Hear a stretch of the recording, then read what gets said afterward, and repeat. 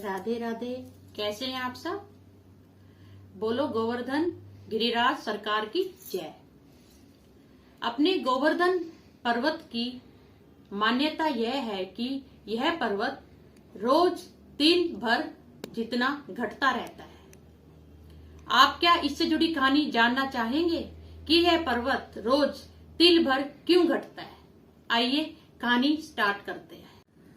कार्तिक की जो दिवाली आती है उसके दिन जो शुक्ल प्रतिपदा होती है उसी दिन हम गोवर्धन पूजा और गौ पूजा करते हैं। मथुरा में स्थित श्री कृष्ण महाराज जी का प्रिय वर गोवर्धन पर्वत किसी समय दुनिया का सबसे बड़ा पर्वत था। कहा जाता है यह इतना विशाल था कि यह सूर्य को भी ढक लेता था।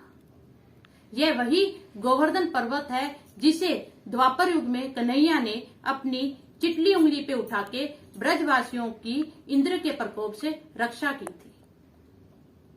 परंतु यह जो पर्वत है यह धीरे धीरे तिल भर रोज रोज घटता जा रहा है।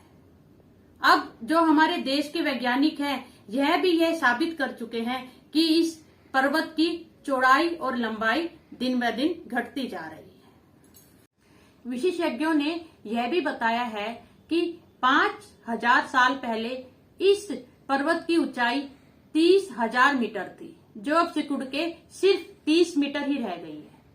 गोवर्धन पर्वत की परिक्रमा पूरे 21 किलोमीटर की है, जिसमें 7 किलोमीटर का हिस्सा राजस्थान में आता है और बाकी का जो परिक्रमा का मार्ग है वह उत्तर प्रदेश में आता है। कथा के अनुसार एक बार पुलस्त्य ऋषि गोवर्धन पर्वत के पास से गुजर रहे थे।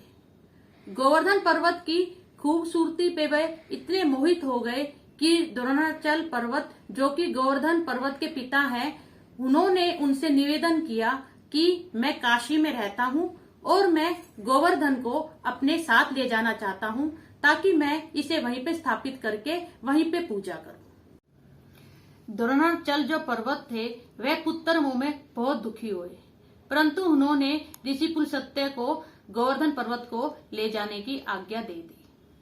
गोवर्धन जी ने गुरु पुलस्त्य जी से यह शर्त रखी कि वह जहाँ पे भी उनको सबसे पहले स्थापित कर देंगे वे वहीं पे स्थापित हो जाएंगे।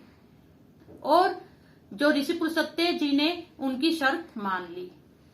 फिर गोवर्धन जी ने बोला कि मैं 2 योजन ऊंचा और 5 योजन चौड़ा हूँ, आप मुझे किस प्रकार काशी ले चलेंगे? तब पुलस्त्य ऋषि बोले कि मैं तुम्हें अपने तपोबल के जो शक्ति है उससे मैं तुम्हें छोटा करके अपनी हथेली पे रख के और काशी को ले चलूंगा। चलते चलते जब ब्रिजमंडल आया तो गोवर्धन महाराज जी को कन्हैया की याद आ गई और वह अंदर से इतने कन्हैया की भूमि को देख के आनंदित हो गए कि उनका ब्रजमंडल को छोड़ के जाने का कदापि भी मन नहीं किया। तब गोवर्धन महाराज जी धीरे धीरे अपने भार को बढ़ाने लगे और ऋषि पुलस्त्य जी, जिन्होंने गोवर्धन जी को अपनी हथेली में उठाया हुआ था, वह धीरे धीरे उसके जब हथेली भारी होने लगी तो उन्होंने एक क्षण के लिए सोचा मैं अपनी साधना भी कर लेता हूँ और थोड़ा विश्राम भी। वह पुलस्त्य ऋषि यह भूल चुके थे कि अगर उन्होंने एक बार गोवर्धन जी को यहाँ पे स्थापित कर दिया तो वह हिलेंगे नहीं।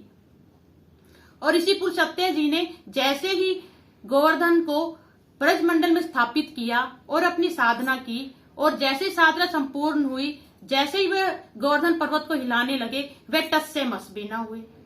और उन्होंने ऋषि पुलस्त्य को याद दिलाया कि मैंने आपसे शर्त रखी थी कि आप मुझे सबसे पहले जहां स्थापित कर देंगे मैं वहीं पे स्थापित हो जाऊंगा। ऋषि पुलस्त्य बहुत क्रोधित हुए और उन्होंने तभी अपने जो गोवर्धन महाराज जी हैं, जिसे गिरिराज कहा जाता है, उनको श्राप देते हुए कहा तुमने मेरे जो मनोबल था, जो भी मेरा मनोरथ था, वह पूर्ण न होने दिया, इसलिए तुम भी आज से पूर्ण न रह सकोगे।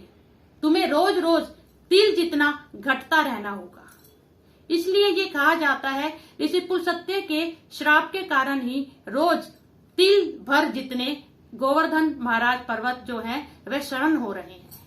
और यह भी कहा जाता है कि कलयुग के अंत तक वह पृथ्वी में विलीन हो जाएंगे। जय गोवर्धन महाराज जी की जय, कन्हैया जी की जय। राधे राधे, धन्यवाद।